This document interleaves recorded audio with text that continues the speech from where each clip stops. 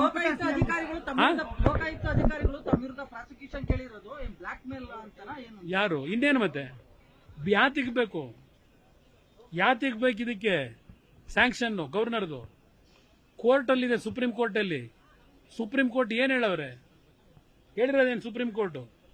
It was further directed that the SIT shall file a report before the court in respect of the investigation so to be carried out within a period of 3 months. 2017 ಕೊಟ್ಟಿರ್ತಕ್ಕಂಥದ್ದು supreme court. ಯಾತಿಗೆ supreme court ಮುಂದೆ ಹೋಗಿಲ್ಲ ನೀವು? Supreme court ನನ್ನ ಮೇಲೆ ತನಿಖೆ ನಡೆಸಿ ನನ್ನ ಮೇಲೆ ಕೋರ್ಟ್ ಮುಂದೆ ಇಡಬೇಕಾದ್ರೆ ಗವರ್ನರ್ ಪರ್ಮಿಷನ್ ತಗೊಂಡ್ಬನ್ನಿ ಅಂತ ಹೇಳೋರ ಇದರಲ್ಲಿ. ಪ್ಲೀಸ್ ಹೇಳಿ ಯಾರು ಪಾಪ ಇವರಲ್ಲ ಪನ್ನಣ್ಣ ಬಹಳ ದೊಡ್ಡ ಮೇಧಾವಿ. ಪಾಪ ಸಿದ್ದರಾಮಯ್ಯರಿಗೆ ಈಗ ಶಿಕ್ಷಿ ಬಹಳ ದೊಡ್ಡ ಅಡ್ವೈಸ್ ಮಾಡಿ ಈಗ ನೋಡ್ತಾ ಇದೀವಲ್ಲ, ಅವರದೇ ತಾನೇ ಇದಕ್ಕೆಲ್ಲ ರಾಜೀನಾಮೆ ಕೊಡದೇ ಇದ್ರೆ ಸಿಎಂ ಮುಂದೆ ಬಿಜೆಪಿ ನೋಡೋಣ ಅಂತ. ಈಗ ನೋಡಿ, ನಾನು ರಾಜೀನಾಮೆಯನ್ನ ಕೊಡಿ ಅಂತ ಹೇಳಲ್ಲ, ನನಗೆ ಕೊಡ್ತಾರೆ ಅಂತ ನಂಬಿಕೆ ಇಲ್ಲ. ಆದರೆ ಕಾನೂನು ಅಂತಕ್ಕಂಥದ್ದಿದೆ. ಈ ದೇಶದ ಕಾನೂನಿನ ವ್ಯವಸ್ಥೆ ಒಳಗೆ ಯಾವ ಹಂತದಲ್ಲಿ ಏನ್ ತೀರ್ಮಾನಗಳಾಗಬೇಕು ಅಲ್ಲಿ ತೀರ್ಮಾನಗಳಾಗುತ್ತೆ. ಇಲ್ಲ, ನಮ್ಮ ಪಾದಯಾತ್ರೆಗೂ ಇವತ್ತು ಗವರ್ನರ್ ಅವರು ಏನೋ ಒಂದು ಸ್ಯಾಂಕ್ಷನ್ ಕೊಟ್ಟಿದ್ದಾರೆ, ಅದಕ್ಕೂ ಸಂಬಂಧ ಇಲ್ಲ.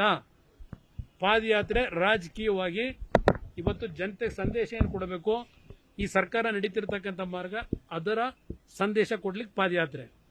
ನಾನು ಇವತ್ತು ಮುಖ್ಯಮಂತ್ರಿಗೆ ಆ ಮಂತ್ರಿಮಂಡಲ ಕೇಳ್ತೇನೆ, 1.5 ವರ್ಷದಿಂದ ಸರ್ಕಾರ ಹಾಳು ಮಾಡ್ಕೊಂಡಿದ್ದೀರಿ,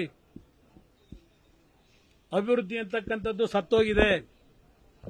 ನಾನು ಹೇಳೋದಲ್ಲ, ನಿಮ್ಮ ಕಾಂಗ್ರೆಸ್ನ ಮುಖಂಡರುಗಳೇ ಹೇಳ್ತಾರೆ.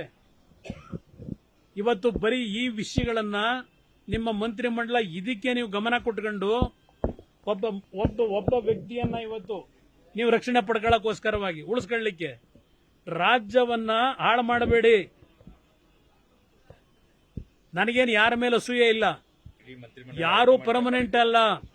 ನಾನು ಮೊನ್ನೆನೂ ಹೇಳಿದ್ದೇನೆ, ಕೆಂಗಾಲ್ ಹನುಮಂತಯ್ಯನವರು ಕಟ್ಟಿರ್ತಕ್ಕಂಥ ವಿಧಾನಸೌಧದಲ್ಲಿ ಇಟ್ಟಿರ್ತಕ್ಕಂಥ ಮುಖ್ಯಮಂತ್ರಿಗಳ ಚೇರ್ ಇದೆಯಲ್ಲ, ಈ ದೇಶದಲ್ಲಿ ಸ್ವಾತಂತ್ರ್ಯ ಅಂತಕ್ಕಂಥದ್ದು ಪ್ರಜಾಪ್ರಭುತ್ವದ ವ್ಯವಸ್ಥೆಯಲ್ಲಿ ಈ ಸ್ವಾತಂತ್ರ್ಯದ ಒಂದು ಚುನಾವಣಾ ಸಿಸ್ಟಮ್ಗಳು ಬಂದ ನಂತರ ಆ ಚೇರು ಭದ್ರವಾಗೇ ಇದೆ.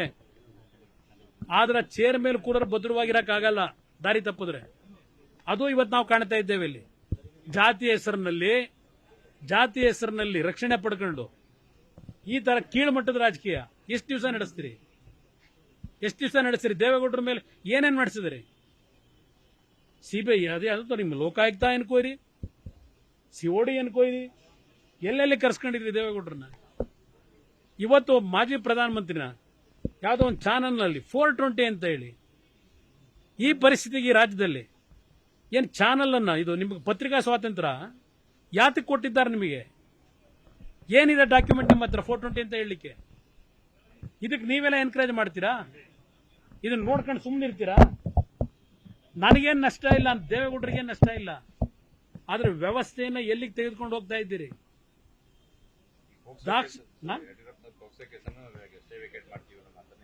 ಮಾಡ್ಲಿ. ಈಗ ದೇಶದ ಕಾನೂನು ಎಲ್ಲರಿಗೂ ಒಂದೇ.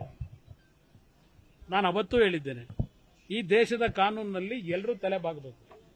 ಇದರಲ್ಲಿ ಯಾವುದೇ ರೀತಿಯಲ್ಲಿ ದೇಶದ ಕಾನೂನನ್ನ ಉಲ್ಲಂಘನೆ ಮಾಡ್ಲಿಕ್ಕೆ ಸಾಧ್ಯ ಇಲ್ಲ. ನೋಡಿ, ಈಗ ಆ ಬಂಡೆ ಅನ್ನೋದು ಇದೆಯಲ್ಲ, ಆ ಬಂಡೆನೇ ಡೇಂಜರ್ ಅಲ್ಲಿ. ಇವತ್ತು ಯಾತಕ್ಕೆ ಇವತ್ತು ನಮ್ಮ ಪಶ್ಚಿಮ ಘಟ್ಟದಲ್ಲಿ ಕೊಡಗಲ್ಲಿ ಬೀಳ್ತಾವಲ್ಲ, ಮೊನ್ನೆ ವಯನಾಡಲ್ಲಿ ಲ್ಯಾಂಡ್ ಸ್ಲೈಡ್ ಆಯ್ತಲ್ಲ, ಲ್ಯಾಂಡ್ ಸ್ಲೈಡ್ ಆಗಿದ್ದು ಆ ಬಂಡೆ ರಕ್ಷಣೆ ಕೊಡ್ತಾ? ಆ ಲ್ಯಾಂಡ್ ಸ್ಲೈಡ್ ಆಗಿ ಇವತ್ತು ಹಲವಾರು ಜನ ಸಾಯ್ಲಿಕ್ಕೆ ಆ ಬಂಡೆಗಳೇ ಕಾರಣ. ಕರ್ನಾಟಕದಲ್ಲೂ ಈ ಬಂಡೆಗಳೇ ಕಾರಣವಾಗ್ತಕ್ಕಂಥ ದಿನ ದೂರ ಇಲ್ಲ. ನೋಡೋಣ.